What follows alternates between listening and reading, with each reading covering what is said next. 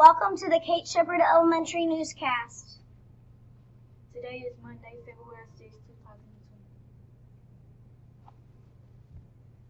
Please stand to join me in the Pledge of Allegiance and a moment of silence. Salute, pledge. I pledge allegiance to the flag of the United States of America and to the republic for which it stands, one nation, under God, indivisible, with liberty and justice for all. Today's weather. We have a high of 69, a low of 52, sunny, and a low chance of rain.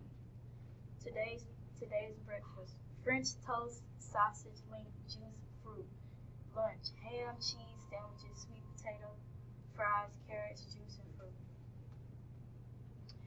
February 6 birthdays. We have Daniel Wallace. Happy birthday. The attendance challenge is heating up. I saw several classes with low numbers of checkouts, absences, and tardies. Keep working for that ice cream party. Late duty. On Monday, Miss Thomas. Tuesday, Miss Zimlick. Wednesday, Miss Shaver. Thursday, Miss Weaver. And Friday, Miss Tarver. School attendance is very important during the month of February. We will have an attendance initiative in which the classes on each grade level will compete against each other to see who can have the most students at school, the most amount of time. Each day, the class will mark the number of students that are tardy, absent, or have early dismissals.